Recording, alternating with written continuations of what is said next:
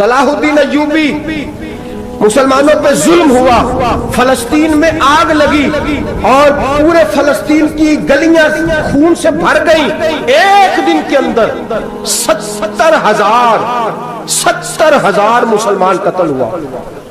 گھوڑوں سے سڑکوں پہ چلا نہیں جاتا تھا، گھوڑے پھسلتے تھے، اتنا خون تھا، اور کچی سڑکیں تھی، اتنا خون تھا۔ پہلے کچی زمین نے خون پیا، پھر خون اس سے باہر آیا، پھر بھی اتنا 70,000 آدمی قتل ہوا۔ صلاح الدین ایوبی کون تھے؟ میرے غوث اعظم جیلانی کے مدرسے کے طالب علم تھے۔ جامعہ نظامیہ مدرسہ، یہ مدرسے ہیں جنہوں نے دین کے مجاہد پیدا کیے، مدارس ہیں جنہوں نے دین کے مجاہد پیدا کر کے پوری دنیا کے اندر پھیلائے ہیں۔ مدارس کے اندر دہشت گردی آئی، میں اختلاف نہیں کرتا، لیکن ابھی بھی مدرسے ہیں جن مدرسوں سے رسول اللہ کے دین کا سچا درس دیا جاتا ہے، امن پیار اور محبت کی فضا کو عام کیا جاتا ہے وہ مدارس، اور انشاءاللہ قیامت کی صبح تک وہ مدرسے قائم رہیں گے۔ صلاح الدین ایوبی مدرسے کے طالب علم ہے، مدرسے کا، لیکن مدرسہ اس کا تھا جو ساتھ درویش بھی تھا۔ صلاح الدین ایوبی اکیلا اپنے دوستوں سے کہنے لگا مسلمانوں کی مدد، چند سالوں میں نکلو مدد کریں۔ انہوں نے کہا تیرے نکلنے سے کیا ہوگا؟ کہنے لگا میں نے نہیں نکلنا، میرے اللہ نے میری مدد کرنی ہے، میرے اللہ نے میری اٹھ باندھ کمر کیا ڈرتا ہے، پھر دیکھ خدا کیا کرتا ہے، تو میں مجھے نکلنے دے، اللہ میری مدد کرے گا۔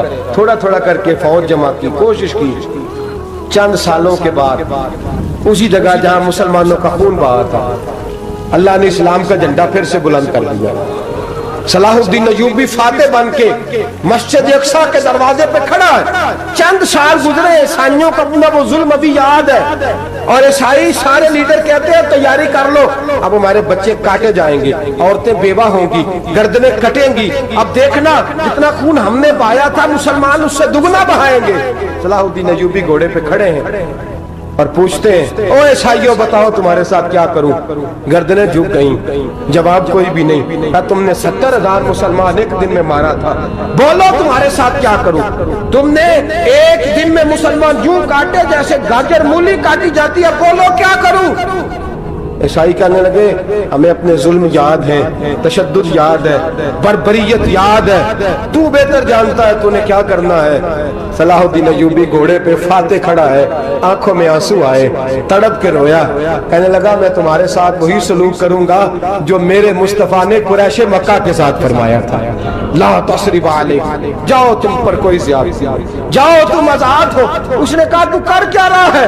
کہنے لگا میں کیا کروں، میں اس محمد کا ماننے والا ہوں جس نے معاف کرنا سکھایا ہے صلی اللہ علیہ وسلم، میرے پیروں میں زنجیر ہے رسول اللہ کی غلامی کی، جاؤ تم آزاد ہو۔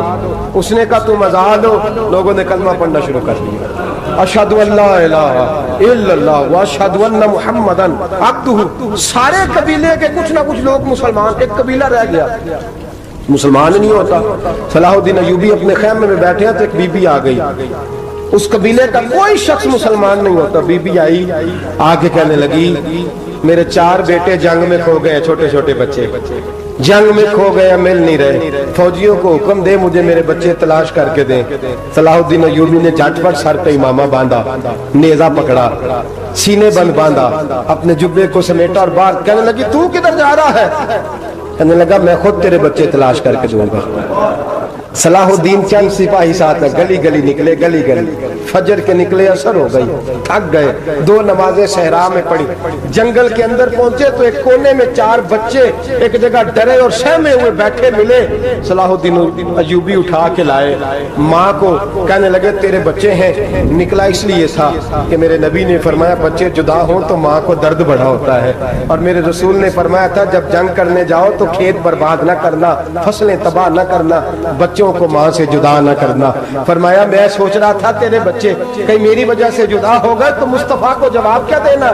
فرمایا تیرے بچے ڈھونڈ کے لایا ہوں۔ بچے ماں کے پاس آنے لگے تو ماں نے بڑے بیٹے کے منہ پہ تھپڑ مارا، کہتا ہے اماں کیا ہوا؟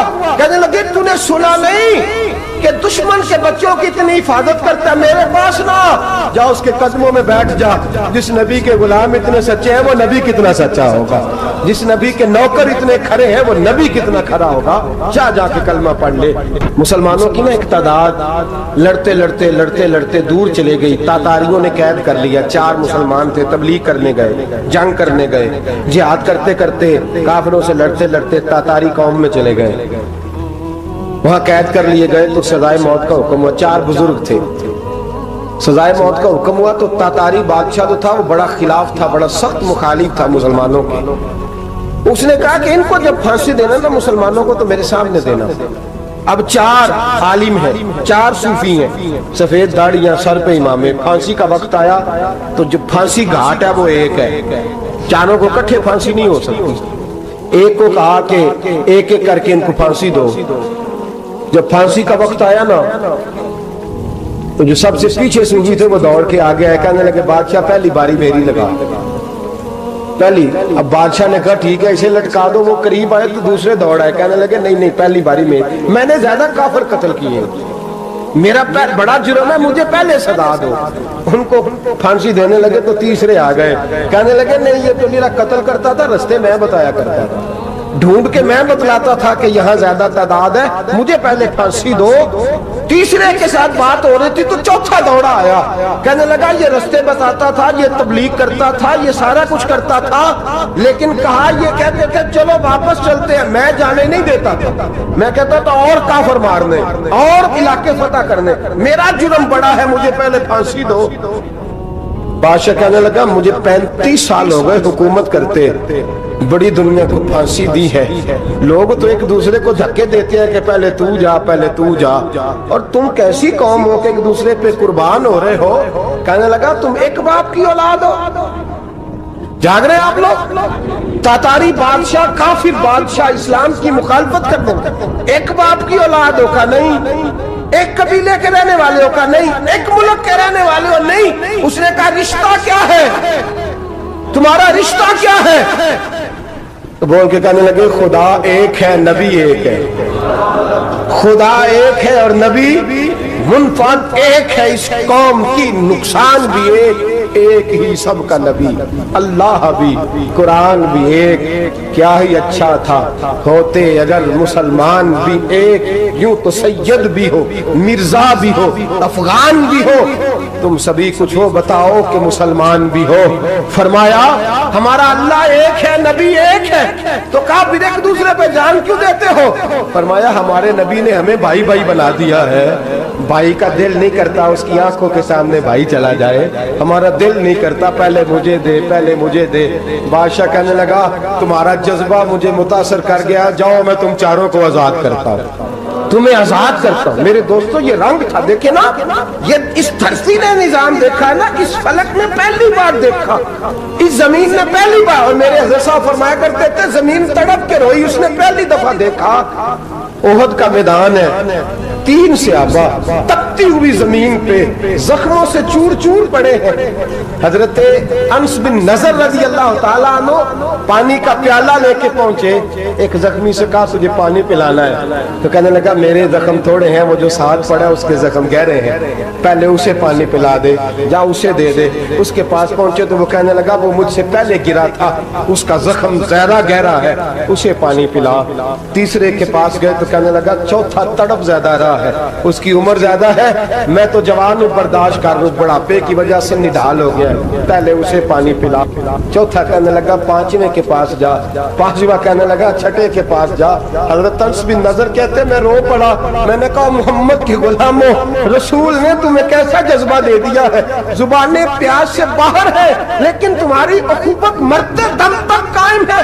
کہتے میں 7ویں کے پاس گیا تو کہنے لگا اگر 6 قربانی دے سکتے ہیں تو مجھے خود غرض نہ سمجھ، میں نے نہیں پانی پینا، جا پہلے کے پاس لے جا۔ کہتے میں پہلے کے پاس آیا تو روح پرواز کر گئی، دوسرے کے پاس آیا تو روح پرواز کر گئی، میں 7ویں تک آیا تو انتقال کر گئے۔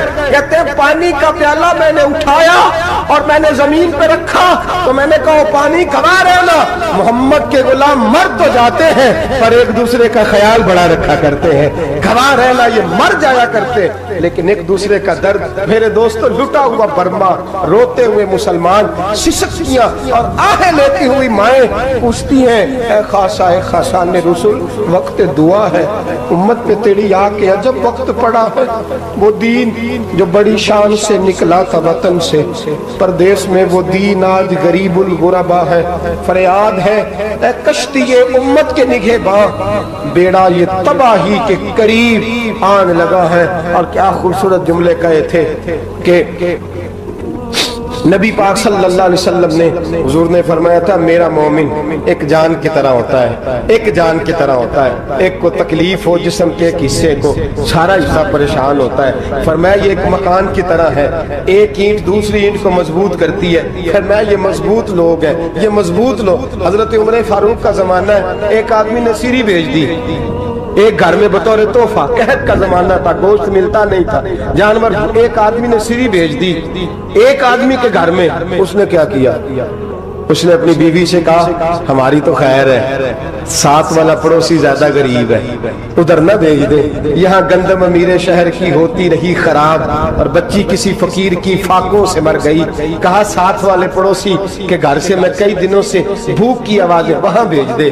उसके घर गई तो उसकी बीवी शौहर को मशवरा देती है, कहती है मेरे बच्चे तो दलेर है, साथ वाले के छोटे हैं, वो गुजारा नहीं, उधर न भेज दे। उधर गई। एक रवायत है 7 घर, एक रवायत है 21 घर। 21 घरों में घूमती हुई वो सिरी फिर पहले के घर में आ गई, और पहला सहाबी कहने लगा, सिर्फ तूने ही मोहम्मद का कलमा नहीं पढ़ा, बाकी भी इसने भी पढ़ा हुआ है। सिर्फ तूने ही रसूलुल्लाह से ये दर्स नहीं लिया, बाकियों ने भी लिया है। और सिर्फ तेरे अंदर ही जज्बा एसार नहीं, तू ही सिर्फ मुसलमानों से प्यार नहीं करती, सारे ही प्यार करते हैं। वो सिरी फिर आ गई, अब क्या करना है, अब क्या करना है? तो इमाम नबी ने लिखा है, वो कहने लगी करना क्या है, पकाऊंगी मैं और खाएंगे 21 घर, फिर भी अकेले नहीं खाएंगे, पकाऊंगी मैं और खाएंगे 21 घरों के मुताबिक शोरबा पका।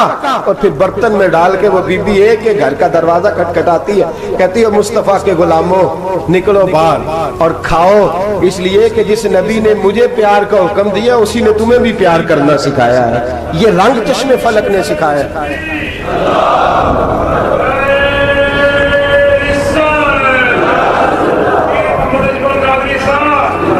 आपकी बड़ी मेहरबानी, जिंदाबाद वही है जिसको अल्लाह रसूल जिंदाबाद फरमाए, बड़ी मेहरबानी, अल्लाह जज़ा दे। बनु कुरैज़ा और बनु नुज़ैर 2 मोहल्ले थे यहूदियों के।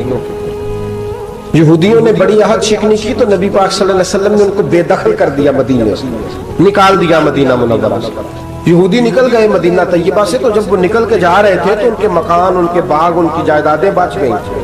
नबी पाक अलैहिस्सलाम ने अंसारे मदीना को पहले बुलाया, जाग रहे हैं ना आप लोग, पैसे आते किसी को बुरे लगते हैं, अब तो ये भी हलाल हराम की तमीज भी उठती जा रही है। जायदाद, बाग, माल, इलाका खाली हुआ है, वो चले गए और लोग तो ढूंढते फिरते हैं। अल्लाह खैर फरमाए, शामलार जगह मिलती नहीं अब शहरों में, वो किस किस ने नाम करा लिया, किधर गई है कोई खबर ही नहीं, खाली जगह पड़ी है। मेरे नबी पाक अलैहिस्सलाम ने पहले अंसारे मदीना को बुलाया। हुजूर ने फरमाया, अंसारियों बहुत बड़ी जायदादें यहूदियों की, बनु नुज़ैर और बनु कुरैज़ा महल्ले खाली हो गए, मेरा दिल करता है वो तुम्हें दे दूं, इसलिए कि तुमने अपने मुहाजिर भाइयों के साथ बड़ा ताउन किया, जायदादें तुमने दे दी हैं, मकानात दे दिए हैं, बड़ा कुछ तुमने दिया है, मेरा दिल करता है वो तुम्हारे नाम कर दूं।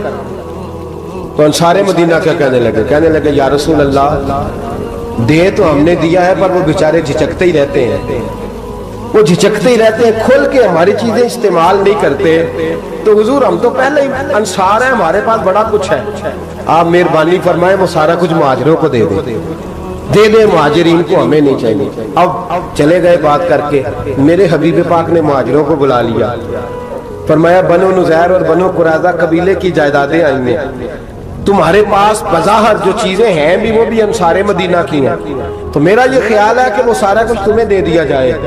ابو بکر صدیق رضی اللہ تعالیٰ عنہ کہنے لگے یا رسول اللہ صلی اللہ علیہ وسلم ہمارے انصار بھائیوں نے ہمارے لیے دل تک کھول دیے ہیں حضور، انہوں نے ہر چیز بانٹ کے ہمارے سامنے رکھ دی ہے، ہم اتنے خرد غرض ہیں کہ سارا کچھ لپیٹ جائیں۔ کہا حضور ہمارے پاس جو مکان ہے وہ ہے، ہم کاروبار کر رہے ہیں، تجارتیں کر رہے ہیں، مزدوریاں کر رہے ہیں، ہم انشاءاللہ اور بنا دیں گے، آپ یہ ہماری طرف سے ہمارے انصار بھائیوں کو گفٹ کر دے گا، آپ انہیں دے دیں۔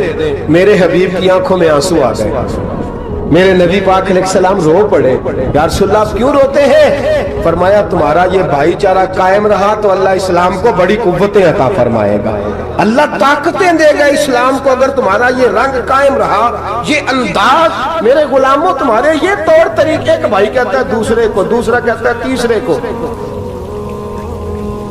عرض یہ کرنے جا رہا تھا کہ رسول کریم صلی اللہ علیہ وسلم نے یہ پیغام دیا امت کو، فرمایا دیکھیں نا کتنے بڑے لفظ ہیں، یہ نہیں فرمایا دوزخ میں جائے گا، یہ نہیں فرمایا کہ اسے جہنم کی سزا ملے گی، میرے نبی نے فرمایا میں اسے مومن مانتا ہی نہیں، میں اسے مسلمان اپنا مانتا ہی نہیں۔ حضور کسے؟ فرمایا جو پیٹ بھر کے کھاتا ہے اور اس کا ہمسایہ بھوکا سو جاتا ہے، میں مومن ہی نہیں مانتا۔ سزا تو تب ملے گی نا کہ جب میں کسی سزا کا اعلان کروں، میں مانتا ہی نہیں، وہ میرا ہے ہی نہیں، خود پیٹ بھر کے کھا رہا ہے، ہمسایہ اس کا بھوکا، میں نہیں مانتا۔ انما المؤمنون اخوہ، مومن بھائی بھائی، میں مانتا ہی نہیں اسے۔ اور میرے حبیب پاک اتنے بڑے لفظ حدیث میں اور کہیں نہیں ملیں گے، آپ اتنے بڑے جملے کہیں نہیں ملیں گے۔ میرے نبی پاک نے فرمایا اللہ کہے گا قیامت کے دن، کون؟ اتنے بڑے لفظ حدیثوں میں ملتے نہیں جتنے یہ ہیں۔ حضور نے فرمایا رب فرمائے گا بندے سے کہ میں تیرے پڑوس میں بھوکا تھا، تو نے مجھے روٹی کیوں نہیں کھلائی؟ کون کہہ رہا ہے؟ اللہ کہہ، میں بھوکا تھا تو نے روٹی نہیں دی، میں ننگا تھا تو نے کپڑا نہیں دیا، میں پیاسا تھا تو نے پانی نہیں پلایا، میں بیمار تھا تو تیمارداری۔ یا اللہ نہ تو کھاتا ہے، نہ پیتا ہے، نہ کپڑا پہنتا ہے، نہ تو بیمار ہوتا ہے، لا تاخذہ سنۃ ولا نوم، تجھے بیماری آتی نہیں، اونگ نیند نہیں آتی، میرے مالک تو میرے پڑوس میں تھا۔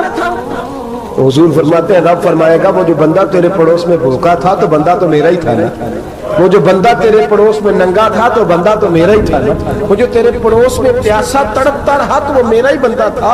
تو دوائی لینے جائے تو بڑے اسپتال میں اور اس بیچارے کو 20 روپے پرچی کے بھی میسر نہ آئے تو میرا ہی بندہ تھا۔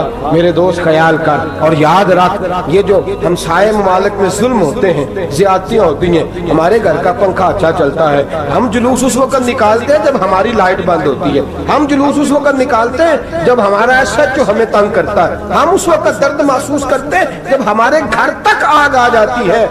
یہ جو باہر آگ جل رہی ہے یہ تیرے گھر بھی آ سکتی ہے، یہ جو باہر فساد ہو رہا ہے یہ تیرے دروازے تک آ سکتا ہے۔ میرے رسول پاک نے ایک جان، مسلمان کو ایک جان قرار دیا۔ مجھے بتائیے انگلی کو کٹ لگ جائے، مسلمان ایک جان ہے نا، انگلی کو لگ جائے کٹ،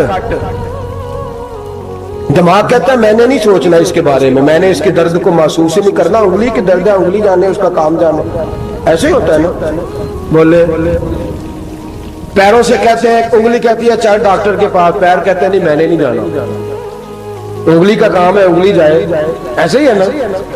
دل سے کہتے ہیں تو تڑپ تھوڑا سا، انگلی کو درد ہے، کہتے ہیں میں کیوں تڑپوں، انگلی کا ماما، انگلی جانے اس کا کام جانے۔ ٹیلی فون کرنا ہے ڈاکٹر صاحب کا پتہ کرنا ہے، تو کان کہتے ہیں میں نے نہیں بات سننی ڈاکٹر صاحب کی، زبان کہتی ہے میں نے نہیں بولنا، انگلی جانے، ایسا ہوتا ہے۔ پیر احتجاج کرتے کہ میں نے ڈاکٹر کے پاس، میں کچھ چکر کھاتا پھروں ڈاکٹر کی دکان کی، انگلی کو درد ہے انگلی جانے، ایسا ہوتا ہے بھئی۔ میرے رسول پاک نے فرمایا مسلمان ایک جان ہے، تو درد برما کے مسلمانوں کو ہو رہا ہے تو پاکستانی کہہ رہے ہیں کوئی بات نہیں، وہ جانے ان کا کام جانے، ایک جان ہے نا، درد ہونا چاہیے، تکلیف ہونا چاہیے۔ پھٹے پہ باتیں ہوتی ہیں اس موضوع پہ، اسمبلی پہ گفتگو ہوئی ہے اس موضوع پہ، آپ کی صوبائی اسمبلیاں اس موضوع پہ بولی ہیں، آپ کے کونسل اس موضوع پہ بولے، ہم تو اپنی اپنی سیاستیں، اپنے اپنے تماشے، اپنے اپنے چکروں میں لگے ہوئے۔ وہ دریا کے اندر سسکتے مسلمان، بنگالی کہتے ہیں ہمارے نہیں، برمی کہتے ہیں ہمارے نہیں، پاکستانی کہتے ہیں ہمارے نہیں، ترکی کہتے ہیں ہم کس کے؟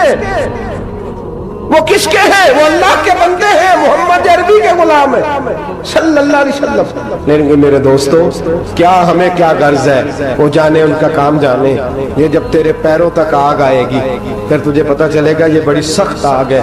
آج جس کافر نے برما پر عرصہ دراز تنگ کیا ہے، مسلمان تھوڑے تھوڑے مفاد لینے کی خاطر نا، بنو عباس اور بنو امیہ کی جنگ چل رہی تھی، بنو عباس جو تھے وہ غالب آ گئے، بنو امیہ جو تھے ان کی حکومت ختم ہو گئی، تو عیسائیوں نے بنو امیہ سے کہا کہ ہم تمہارے ساتھ تعاون کرتے ہیں، ہم تمہارے ساتھ تعاون کرتے ہیں اور بنو عباس پہ غلبہ پا کے تمہیں حکومت دلاتے ہیں۔ بنو امیہ بڑی جدوجہد کر رہے تھے بادشاہی کے لیے، لیکن انہوں نے کہا کہ ہم لڑ رہے ہیں، کوشش کر رہے ہیں، لیکن ہمیں کسی کافر کی مدد کی ضرورت نہیں، ہم جتنا مرضی لڑیں لیکن کافروں کے ہاتھوں بنو عباس کو مروانے کو ہم تیار نہیں ہیں۔ ہمیں خبردار، تمہارا آپس کا معاملہ ہے، ہم خود نمٹ لیں گے، تمہیں اجازت نہیں دیتے تم اندر کودو اور کود کر کے تم فسادات پیدا کرو اور مسلمانوں کے اندر تقسیم کرو۔ میرے دوستو مسلمان کو سوچنا چاہیے، سوچ بڑی رکھنی چاہیے، گھر کی جنگ سے نکل آ، اب بہو ساس کے جھگڑے سے باہر آ جا، اب محلے کی سیاست چھوڑ کے باہر کا سوچ، اب اسلام کو تیری حاجت ہے۔ اب پوری دنیا جب مسلمان کو دیکھے نا، فیس بک یوز ہوتی ہے، اس پہ نوجوان جب اسلام کی بات کرنے لگے گا، اس پر جب بڑا اسلام کی بات کرنے لگے گا، پوری دنیا میں پیغام جائے گا کہ مسلمان اب جاگنے لگا ہے، مسلم خابیدہ بیدار ہونے لگا ہے، اب اس کی آنکھیں کھلنے لگی ہیں، اب یہ اپنے مذہب کی بات کرتا ہے، اب یہ اپنے ملک سے، صوبے سے، برادری سے نکل کر بولتا ہے، اب یہ کہتا ہے کہ بازو تیرا توحید کی قوت سے قوی ہے، اسلام تیرا دیس ہے، تو مصطفی ہے، اب یہ بڑی سوچ رکھتا ہے، اب یہ عالمی بات کرتا ہے۔ میرے دوستو ہمارا تو حال یہ ہے، امام اعظم ابو حنیفہ کا فتویٰ ہے، آپ فرماتے ہیں جو مولوی عالمی حالات سے باخبر نہ ہو وہ جمعے کی تقریر نہ کرے، وہ مسلمانوں کی رہنمائی نہیں کر سکتا۔ عالمی حالات سے جو خبردار نہ ہو، تو جس کو چھٹی ہو جائے تو نے ختم نہیں پڑھا، دوڑ جا مسجد سے، تو ختم نہیں پڑتا، ہمارے تجھے پتہ ہی نہیں دکان رہتا، بھاگ جا، وہ عالمی حالات پہ بات کرے گا، کیونکہ بیچارے کو تو پتا ہے میری سویرے چھٹی ہو جانی ہے، سیاست کا لفظ چھیڑا نہیں تو میں گیا نہیں۔ یاد رکھے وہ جو بیداری ہے، وہ جو اعلیٰ ظرفی ہے، وہ جو بڑی سوچ ہے، وہ جو ملت کی سوچ ہے، وہ جو قومیت کی سوچ ہے، وہ جو آگے بڑھنے کا زاویہ ہے، وہ تو اندر اقبال کہتے ہیں گلا تو گھونٹ دیا اہل مدرسہ نے تیرا، گلا تو گھونٹ دیا اہل مدرسہ نے تیرا، تجھے تو مدرسے والوں نے پلیٹ پکڑا دیا ہے کہ جا سویرے لنگر کٹھا کر کے لا اور دوپہر کو روٹیاں مانگ کے لا اور دیکھ آج مرا کون ہے، ختم کس کا پڑھنا ہے، تو گلا تو گھونٹ دیا اہل مدرسہ نے تیرا، اب کہاں سے آئے گی صدا لا الہ الا اللہ، تو گھونٹ دیا تیرا گلا، تو کیسے بڑی بات کرے گا؟ بڑی بات کے لیے بڑی سوچ چاہیے، بڑی تگودو چاہیے، بڑی کوشش چاہیے، بڑا حوصلہ چاہیے۔ مسلمان چھوٹی چھوٹی لڑائی میں، چھوٹی چھوٹی جنگ میں، ایک دکاندار دوسرے دکاندار سے لڑ رہا ہے، گلی والا دوسری گلی والی سے لڑ رہا ہے، محلے والا محلوں پہ اعتراض، ایک شہر میں رہنے والے میں نے دوسرے محلے پہ اعتراض کرتے دیکھا۔ یقین کریں ایک شہر میں رہنے والے، علاقے میں بسنے والے کہتے ہیں بھائی توبہ ہے اس محلے تو اللہ ہی بچائے، لا حول ولا قوت۔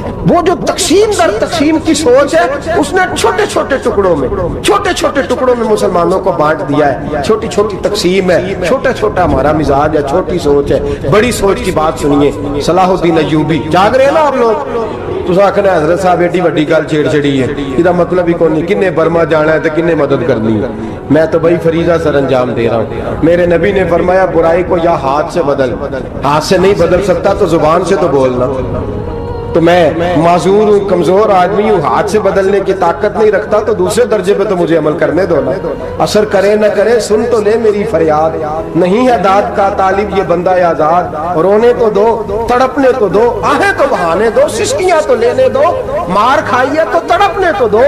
وہ قرآن پاک برما میں پابندی لگی ہے تو میں یہاں سوچنے لگا ہوں کہ وہاں تو پابندی لگی ہے، یہاں پہلے لوگ کوئی نہیں پڑھی۔ معاذ اللہ تعالیٰ حالات دن پہ دن مسلمانوں کے لیے ایک ایک کر کے، افغانستان میں جو آگ لگی تھی پھر وہ عراق میں بھی لگی، پھر وہ لیبیا میں بھی لگی، پھر وہ مصر میں بھی لگی، پھر وہ یمن میں بھی لگی، سعودی عرب میں دھماکے ہوئے، میرا دل تڑپا ہے، مجھے پریشانی ہوئی، میں بچے پاس تھے، میں بڑا ڈسٹرب ہوا، میں نے کہا یار یہ ہمارا سب کا اجماعی عقیدت کا مرکز ہے، ہم کم از کم 1000 اختلاف کے باوجود کہا کرتے تھے کہ عرب میں امن ہے یار، وہاں سکون ہے، وہاں دکانیں کھلی چھوڑ کے لوگ چلے جاتے ہیں، وہاں بھی فساد ہونے لگا، وہاں بھی آگ بڑھ گئی ہے، لیکن ہم صرف چھوٹی چھوٹی کر کے جب آگ بجھانے کی کوشش کریں گے اس وقت آگ نہیں بجھے گی، جب ہر آدمی اپنے پیالے میں پانی لے کے آئے گا، ہر شخص اپنے گھر کی نل چلائے گا، ہر شخص نلکا چلائے گا اور پانی نکال کے یہ آگ بجھائے گا، تب یہ آگ بجھے گی۔ ہر آدمی کو کردار سوچ بڑی کرے، نظریہ بڑا کرے، ملت کی بات کرے، مسلمان ہو کے سوچے، مسلمان ہو کے سوچے، خدا را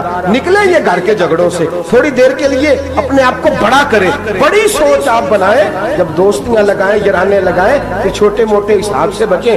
بابا بلے شاہ صاحب فرماتے کورے ورک کتاب نہیں ہوندے، کورے ورک کتاب نہیں ہوندے، پتھر دل گلاب نہیں ہوندے، او بلیا یاری سوچ کے لائیں یارا نال حساب نہیں ہوندے۔ پھر ذرا نکلے اس حساب کتاب سے بات، بلیا یاری سوچ کے لائیں یارا نال حساب نہیں ہوندے، پھر ذرا بڑا ذہن کرے، چھوڑے اپنے حساب، یبصرون اعلی انفسہم ولنبلونکم بشیء من الخوف والجوع ونقص من الاموال والانفس والثمرات، پھر حساب کتاب سے نکلے، پھر امام علی مقام کی طرح یہ سوچ بنائے کہ حسین کے بچے چلے جائیں تو کوئی حرج نہیں، امت پر آنچ نہیں آنی چاہیے۔ ایک امام علی مقام، کل تک امام میدان میں کھڑے تھے تو اکیلے تھے، لیکن آج پوری دنیا کہتی ہے حسین ہمارا ہے، حسین ہمارا ہے۔ آج نظریہ امام علی مقام زندہ ہے، تو اکیلا ہے تو کھڑا ہو، یہ نہ کہا کر چھوٹی سی مسجد ہے، ایک کونا کا کھڑکاوا، مولانا تقریر کر رہے ہیں تو کیا بنے گا، ایک آواز کہیں سے گونجا کرتی ہے، پھر اس میں تاثیر میرا اللہ پیدا فرما دیا کرتا ہے، پھر اس کے اندر قوت میرا رب پیدا فرما دیا کرتا ہے، پھر اللہ اس میں تاثیر پیدا کر کے 4 دانگ عالم میں پھیلا دیا کرتا ہے۔ جب آپ نماز پڑھ رہے ہوتے ہیں، جب آپ کا مصلی آباد ہوتا ہے، صلاح الدین ایوبی ایک بزرگ سے ملاقات ہو گئی، بیت المقدس پر قبضہ تھا عیسائیوں کا، تو صلاح الدین بڑے پریشان تھے۔ وہ بابا جی کہنے لگے پتر کیا ہوا؟ کہنے لگے حضور پتہ چلا ہے دشمن کے 2 بحری بیڑے اسلحہ لے کے آ رہے ہیں، مسلمان پہلے ہی کمزور ہیں، اور اب اگر 2 بحری بیڑے اور آ گئے تو حضور مسئلہ بن جائے گا، تو میں پریشان ہوں کہ کس طرح یہ کم مسئلے والی ہماری فوج ہے کیسے مقابلہ کرے گی۔ تو بابا جی کہنے لگے پتر اس طرح کرنا، آج رات تو بھی دعا کرنا اور میں بھی کروں گا، تو بھی دعا کرنا، آپ ناراض نہ ہونا، ہم تو پیروں والے ہیں، ہم تو پیروں کے نوکر غلام ہیں، ہمارا تو گزارا ہی نہیں، ہمیں تو ملتا ہے سارا کچھ وہاں سے۔ پھر میرا سوال یہ ہے کہ تعویذ لینے جاتے ہو نفل کیوں نہیں پڑھتے، رات اللہ اللہ کیوں نہیں کرتے؟ یہ بھی تو ہمارے بزرگوں کا ہی طریقہ ہے، انہوں نے تو ہمیں سکھایا ہے۔ صلاح الدین ایوبی سے بزرگوں نے کہا کہ رات آج نا اللہ اللہ کرنا، تو میں تیرے لیے دعا کروں گا، تو بھی دعا کرنا۔ تو بندہ جب دکھی ہوتا ہے تو سجدہ کرتا ہے، تو پھر ہی تو مصلی بھیگ جاتا ہے، پھر ہی تو مزہ آتا ہے۔ سکھی بندہ تو کعبے جا کے نہیں روتا، دکھی تھے، تکلیف تھی، تو سر رکھا سجدے میں تو تڑپ گئے۔ اور وہ بابا جی کہتے ہیں میں مسجد آیا تو صلاح الدین چیخے مار کے رو رہا تھا اور کہہ رہا تھا مالک میں کوئی اپنی شان کے لیے تو نہیں نہ لڑ رہا، اللہ کو میں کوئی قبضوں کے لیے تو نہیں لڑ رہا، مالک تیرے لیے لڑ رہا ہوں، مجھے بے آبرو نہ کرنا، میری مدد فرمانا۔ کہتے ہیں میں آیا تھا کہ مسجد میں دعا کروں گا، پر صلاح الدین ایوبی کو روتے دیکھا تو میں لوٹ گیا۔ تو سویرے صلاح الدین ملے تو بڑے خوش تھے، میں نے کہا پتر کیا ہوا؟ کہنے لگے حضور وہ بحری بیڑے 2 آ رہے تھے نا اسلحہ لے کے، دونوں ڈوب گئے پانی میں ڈوب گئے۔ تو بابا جی کہنے لگے صلاح الدین وہ پانی میں نہیں ڈوبے، وہ تیرے آنسوؤں میں ڈوب گئے، وہ غرق ہو گئے، وہ جو تو نے مصلی بات کیا تو وہ تیرے آنسوؤں میں ڈوب گئے، وہ غرق ہو گئے، وہ تباہ اتنے قیمتی تھے تیرے آنسو کے بہا لے گئے دشمن کے بحری بیڑوں کو۔ میرے بھائی ٹھیک ہو گیا جی، میرے عزیز سمجھ لیں اس بات کو ہمیشہ کے لیے، اور اس پر غور کر لیں اچھے طریقے سے کہ میرے رسول کریم سید عالم صلی اللہ علیہ وسلم نے نا ہماری توجہ دلائی، حضور نے ہمیں بتلایا، ہمارا ذوق بڑھایا عبادت کی طرف۔ ایک صحابی تھے حضرت ابو فاطمہ رضی اللہ تعالیٰ عنہ، یہ ترمذی شریف کی حدیث ہے۔ نبی پاک علیہ السلام نے فرمایا ابو فاطمہ قیامت کے دن مجھ سے جلدی ملنا چاہتے ہو کہ دیر کے ساتھ؟ تو کہنے لگے حضور کون ہوگا جو دیر سے ملنا چاہے؟ ہم نے تو جان دے دی وعدہ دیدار پر. اعلیٰ حضرت فرماتے ہیں جان دے دی وعدہ اور نقد اپنا دام ہو ہی جائے گا. مجھے لگتا ہے کہ یہ سودا نقد و نقد ہو جانا ہے، چونکہ ہم نے جان دے دی وعدہ دیدار پر. آپ نے وعدہ کیا تھا کہ مریں گے تو پھر زیارت ہوگی، تو مر گئے ہم زیارت کی خاطر. جان دے دی وعدہ دیدار پر تو نقد اپنا دام ہو ہی جائے گا. اے رضا ہر کام کا ایک وقت ہے، دل کو بھی آرام ہو ہی جائے گا. تو حضرت ابو فاطمہ رضی اللہ تعالیٰ عنہ سے نبی پاک صلی اللہ علیہ وسلم نے فرمایا جلدی ملنا چاہتے ہو کہ دیر سے؟ عرض کی حضور فٹافٹ ملنا ہے، میں نے قیامت کے دن آپ سے جلدی ملنا ہے. تو نبی پاک علیہ السلام نے فرمایا پھر اس طرح کرنا، دنیا میں رہ کے سجدے زیادہ کرنا، پھر سجدے زیادہ کرنا، قیامت میں ملاقات جلدی ہو جائے گی، قرب ملے گا تمہیں. اپنے بچوں کے اندر دیکھیں نا، ہم شوق پیدا کرتے ہیں، ہمیں صحیح لفظ نہیں بولنے آتے پر ہم بچوں میں شوق پیدا کرتے ہیں کہ پتر ڈاکٹر بن جائے گا تو بڑا نفع کرے گا، تو لوگوں کی خدمت کرے گا، ملک و ملت کی خدمت کرے گا، تیرے ابا کا نام روشن ہوگا، تیرے دادا کی تعریفیں ہوں گی. ہم یہ ذوق پیدا کرتے ہیں. ہم اپنے نوجوانوں کے اندر یہ فکر پیدا کرتے ہیں، انہیں ہم سمجھاتے ہیں کہ میاں جب تم پڑھو گے، محنت کرو گے تو فلاں آدمی کی طرح تمہارا نام ہوگا. یہ جتنا ذوق ہم بچوں کے اندر ان چیزوں کا پیدا کرتے، ہمیں حکم ہے کسی طرح ہم ذوق پیدا کریں کہ پتر نماز پڑھے گا تو اللہ راضی ہو جائے گا، تو سجدہ کرے گا. دیکھیں نا میرے رسول کریم علیہ السلام نے فرمایا 7 سال کے بچے کو مسجد لے کے جاؤ، یعنی اسے شوق دلاؤ، اس کے اندر یہ خاصیت پیدا کرو کہ اس کا دل کرے مسجد میں جانے کا، اس کے اندر یہ خصوصیات لاؤ کہ وہ ہمارے ہاں نا ہر چیز کو پروموٹ کیا جا رہا ہے، ہر چیز کو یعنی سر سنگیت سکھانے کے لیے اکیڈمیاں بن گئی ہیں، ہر شے پروموٹ ہو رہی ہے. عبادت کا جذبہ کم ہوتا جا رہا ہے، اللہ کا ذوق ہمارے اندر نہیں رہا. اور اتنا مشکل ہم نے اپنے لیے بنا لیا ہے کہ وہ بندہ جو بڑی زبردست مذہبی گفتگو کر رہا تھا اور تگڑی بات کر رہا تھا، کیا بات ہے، لیکن نماز کے بارے میں کمزوری دکھا جاتا ہے، نوافل کے بارے میں وہ چپکے سے نکل جاتا ہے. امام احمد بن حنبل رحمۃ اللہ تعالی علیہ، مسند امام احمد بن حنبل 14 جلدوں میں ہے مارکیٹ میں، اور مجھے تو خیر پسند ہی بڑی ہے، میں نے کئی دفعہ پڑھی ہے. اور کیا بات ہے، امام احمد بن حنبل کیسے تگڑے قسم کے محدث تھے، اور اللہ نے کتنا انہیں اعزاز عطا فرمایا ہوا. یہ کوڑے بھی کھاتے تھے دین کی خاطر، سارا کرتا لہو سے بھر بھی جایا کرتا تھا. بڑا اعزاز والا شخص تھے، بڑے اعزاز والے. حدیثیں جمع کرنا، حدیثیں لکھنا، حدیث پڑھانا، سارا دن رہتے تھے. کہہ سکتے تھے کہ میں کر تو رہا ہوں کام، اور حدیث بھی موجود ہے کہ عالم عابد سے افضل ہوتا ہے، پر اس کے باوجود امام احمد بن حنبل رحمۃ اللہ علیہ 300 نفل فرض نمازوں کے علاوہ پڑھا کرتے تھے. 300 نوافل روز پڑھا کرتے تھے. ان کے بیٹے نے کہا ابا جی مکان خریدنا ہے تو وہ جگہ کہاں کر کے لوں، بہت ساری آبادیاں. تو فرمایا پتر وہاں لینا جہاں مسجد قریب ہو. میرے رسول کریم سید عالم صلی اللہ علیہ وسلم اتنا پسند کرتے مسجد کو، اتنا پسند کرتے نماز کو، کہ رسول کریم صلی اللہ علیہ وسلم تہجد کی نماز بھی پڑھتے، پھر حضور فجر کی نماز بھی پڑھتے. نبی پاک وتر کو الگ کر کے پڑھتے، عشاء کے ساتھ نہیں پڑھتے. یہ تو ہم اس لیے اجازت دی ہمارے بزرگوں نے کہ بعد میں اٹھے گا کون علیحدہ وتر پڑھنے کے لیے، عشاء کے ساتھ پڑھ لے.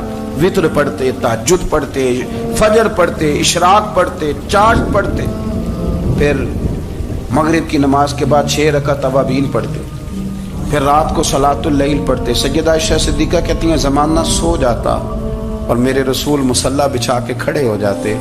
او یار کھیتی باڑی کر کے نہیں، محنت مزدوری کر کے نہیں. جناب عائشہ کہتی ہیں میں یہ بھی دیکھتی کہ حضور ایک آیت شروع کرتے تو ساری رات اسی کو پڑھتے، اور میری نظر جاتی تو قدم مبارک پہ ورم آ جاتا.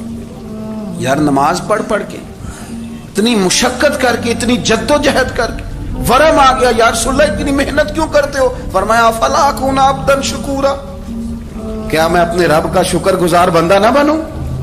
صحابہ کا ذوق عبادتوں کا، ریاضتوں کا، تلاوتوں کا، طبیعت ہے ان کی. وہ ایک دوسرے کو، حضرت مولا علی شیر خدا کرم اللہ تعالی وجہ الکریم کے زمانے میں روم کے بادشاہ نے کہا یار یہ مسلمانوں کا پتہ تو کرو، یہ آخر کیوں اتنے زیادہ مجاہد ہیں. اس زمانے میں جاسوس بھیجنے کا مزاج تھا. اب تو جاسوس پکڑا جاتا ہے, اب تو جاسوس اور جاسوسی کا شوق ویسے آج بھی ہے. عرض کروں تھوڑی سی بات اس عنوان سے. پتہ ہے کیا ہمارا مسئلہ ہے؟ ہم جہاں جاتے ہیں نا وہاں تھوڑی خوشبو سونگنے کی کوشش کرتے ہیں. وہ کیا ہے تو یہ کیا ہے تو ادھر کیا ہے تو تھوڑا سا ادھر کیا ہے. میرے رسول پاک پڑھیے درود شریف, سارے پڑھیے ذرا زور سے, صلی اللہ تعالی. نبی پاک علیہ السلام نے فرمایا جاسوسی نہ کرنا ورنہ تم بندوں کو خراب کر دو. اور فرمایا اس طرح نہ ہو کہ تم کسی کے اب کھول نہ نکلو تو تمہارے پہلے کھول جائیں. یہ جو ذوق ہے نا یہ ختم کریں, چھوڑیں. مطلب آپ کس چکر میں پڑے ہوئے ہیں؟ اتنی زیادہ توجہ کرنے کی کیا ضرورت ہے؟ اپنے کام سے کام رکھیں. اس میں بندہ تھوڑا سا نا آسان رہتا ہے. یہ جو بہت زیادہ ٹٹولنے والے لوگ ہوتے ہیں نا وہ بےچارے پھر عمر ٹٹولتے ہی گزار دیتے ہیں, اس لیے کہ مزاج ہی بہت پکا ہے. بوری کا منہ کھول کے اندر تک ہاتھ ڈالنا تو پھر کئی دفعہ سامنے سے بچھو بھی لڑ جاتا ہے, خرابی ہوتی. تو جاسوسی کی جاتی تھی. اس نے بھی جاسوس بھیجے کیونکہ قبیلوں کے لوگ تھے, کچھ مسلم کچھ کافر, پہچانے نہیں جاتے تھے لوگ. تو کچھ لوگ اس نے بھیجے, انہوں نے آ کے نا تحقیق کی, ریسرچ کری کہ آخر ماجرا کیا ہے. تو واپس جا کے انہوں نے رپورٹ دی نا روم کے بادشاہ کو. اس رپورٹ کا ایک جملہ بڑا شاندار ہے. وہ کہنے لگا بادشاہ ہمیں مسلمانوں کی کوئی سمجھ نہیں آئی, ہمیں کوئی سمجھ نہیں آئی. انہوں نے کہا بھی کیوں نہیں سمجھ آئی؟ کہنے لگے یار عجیب بندے ہیں, جب رات مصلے پہ بیٹھتے ہیں تو یوں لگتا ہے ان کا دنیا سے رشتہ ہی کوئی نہیں, کوئی کسی کو نہیں جانتا. کوئی اپنے دکھ سنا کے رو رہا ہے, کوئی اپنی بات کر کے رو رہا ہے. لگتا ہے کہ ان کا کوئی رشتہ ہے ہی نہیں جب مصلے پہ بیٹھتے ہیں. اور فرمایا جب سویرے یہ جہاد کرنے نکلتے ہیں تو لگتا ہے ان سے زیادہ دلیر ہی کوئی نہیں. حالانکہ جو مسلوں پہ رونے دھونے کے لوگ ہوتے ہیں وہ کئی دفعہ جہاد میں کام نہیں کرتے, لیکن عجیب لوگ ہیں کہ رات کے راہب ہیں, دن کے مجاہد ہیں, کوئی سمجھ نہیں آتی. میرے عزیز, ان لوگوں نے مصلح آباد کر کے رکھا, تلاوتیں ان کا ذوق رہی, منزل روز پڑھنا, اسباق پڑھنا, وظائف پڑھنا, یہ ان کا ذوق رہا. اعلیٰ حضرت بریلوی رحمت اللہ نے ایک 1000 کتاب لکھی ہے, لیکن الوظیفۃ الکریمہ کے نام سے جو وہ صبح و شام وظائف پڑھتے تھے وہ الگ انہوں نے ان کو بیان کیا. پابندی کے ساتھ اپنی اللہ اللہ کرتے.